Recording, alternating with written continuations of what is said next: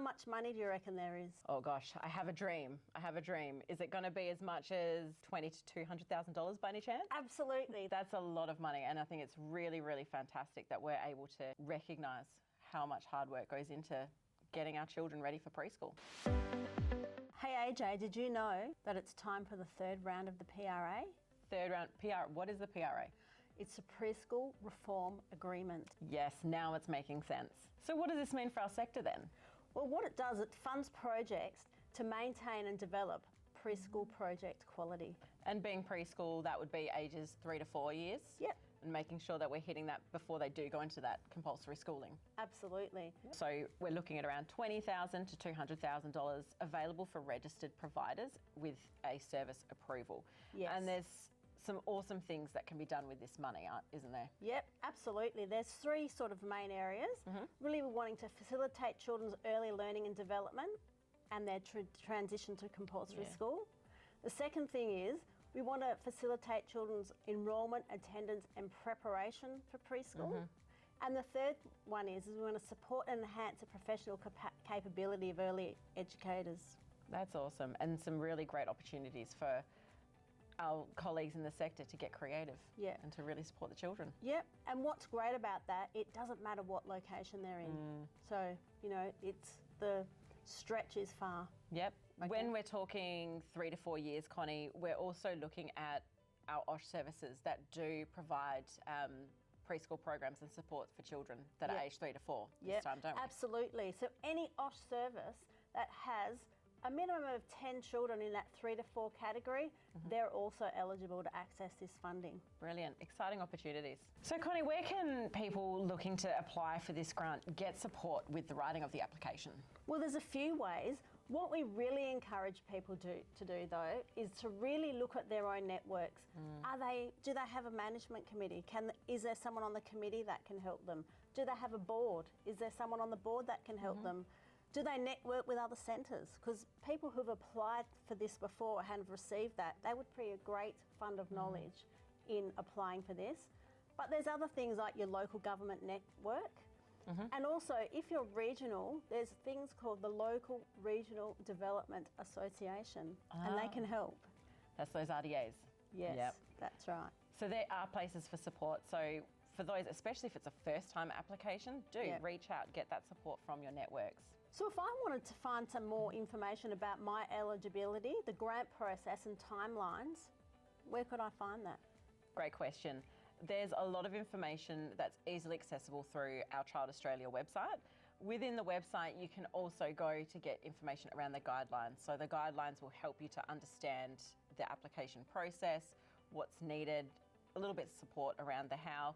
And you can also reach out for further support through an email. So there's also the special email account, ECEC grants@childaustralia.org.au.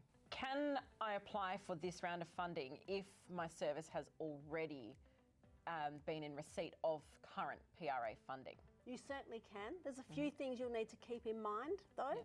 One of them is your application needs to be different to the one that you had before. So a different program? A different program or an extension to the program that you already had with the grant. You also need to make sure that you've in the process of quitting your finances, but priority will be given to people who haven't had a grant before.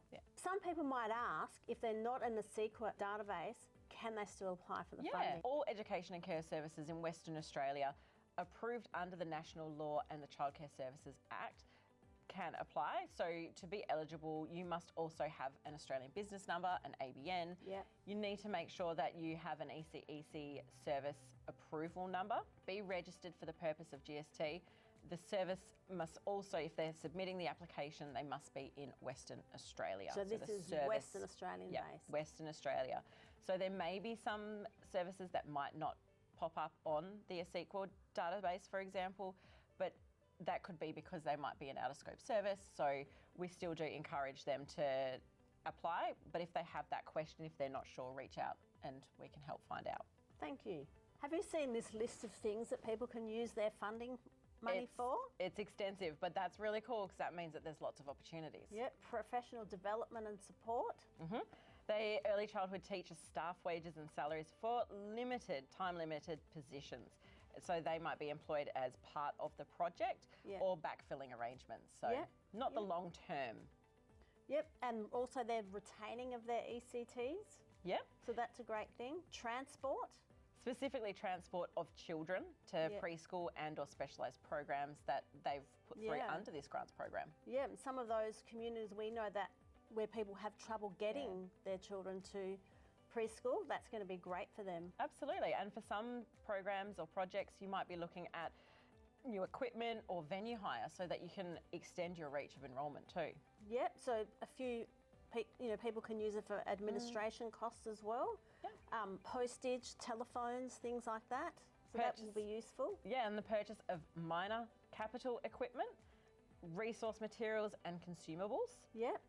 And publicity. So when they're wanting to promote their service, communicating and marketing. Yeah, some things that maybe we might not always think about in terms of promoting those preschool programs, but at the end of the day, we want to make sure that children have the best access possible and the best quality.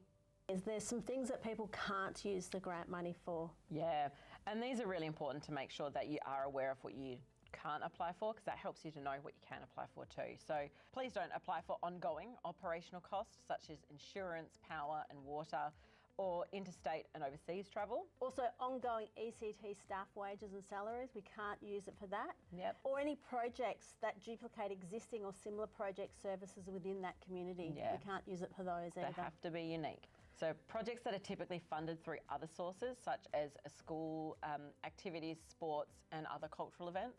Purchase of any land or any construction or capital expenditure and works it can't be used for. Yep. Purchase of prizes or gifts. Yep.